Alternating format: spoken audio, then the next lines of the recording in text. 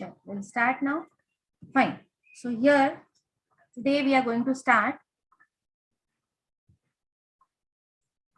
with how Java differs or compares with C++ and other O language, right? So that day I told you that in C++ and other O language, right, how Java derives syntax of C. All the syntax of C is derived in Java.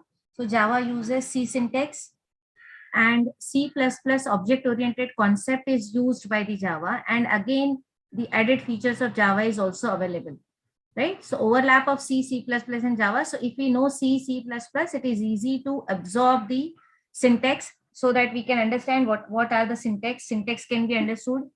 Then O concept, as you all know that what are the different O concept, object-oriented programming concept, that can also be directly implemented in Java because the concept is already done in C++, and whatever there in C++, it is there in Java also, plus other extensions are also there. So we'll see one by one.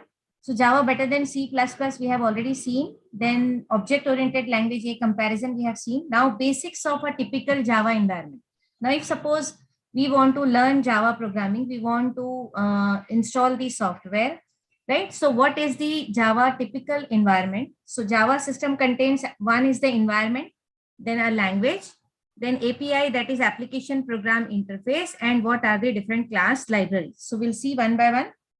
What are the different class libraries? What is API? What environment we need to use and which language, right? So based on the language. Now in this, Java actually undergo normally 5 phases. This is very important to understand so that we can understand what is the Java environment. To understand the environment, we should know that what is the phases where Java is doing, like execution. For execution, what are the 5 phases? So number 1 is the edit. Now see, edit means when we write a program, our program in any of the editor, right? Now, for example, Notepad, then Notepad++.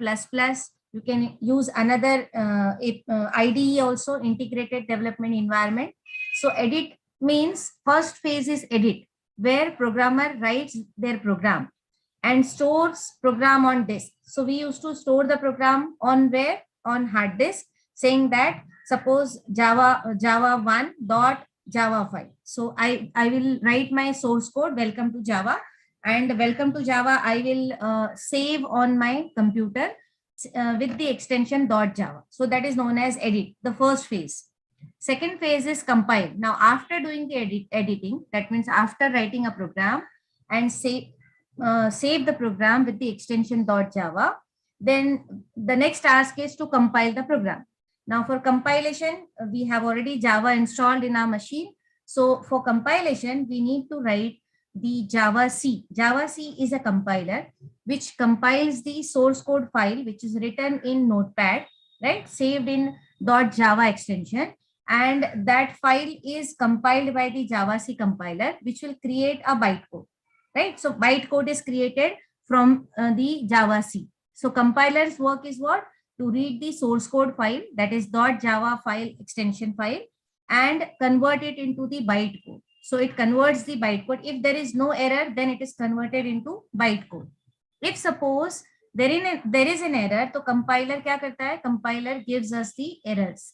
Now we need to solve the errors, right? Syntax errors. So compiler's task is what? To generate the syntax error if it is there. If it is not there, then it will convert the source code into the bytecode. Is that clear? Now, second step is compile. Third step is load, which we are not doing, right? That means load step. Edit we are doing. Programmer has to do edit. Programmer has to do compile. Load means a loader is there, a loader class loader, which stores the bytecode in memory. So automatically when compiler converts the source code into bytecode, so what loader does? Loader stores that bytecode into the memory. Okay, so it is there in the memory, which we are not doing. It is done automatically. Then verifier. Fourth step is what?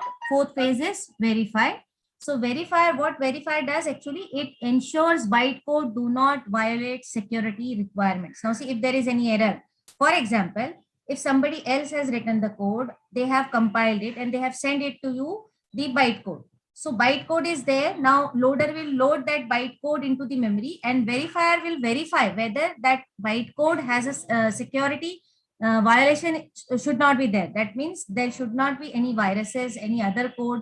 Suppose somebody has given me the bytecode, and that bytecode is going to hack my machine, right? So that is also checked by the Java interpreter and compiler. That's why Java is more secure as compared to other languages, right?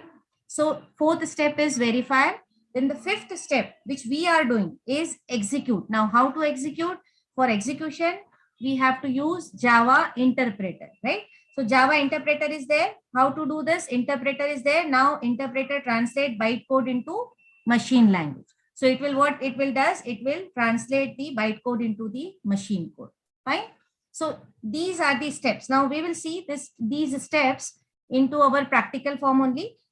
Practically also we will see how these steps are going on, like how to do the edit, how to compile, how to load and verify is done automatically, and how to execute. Okay, this is the things we are going to learn. Fine. Now what I will do, just a moment.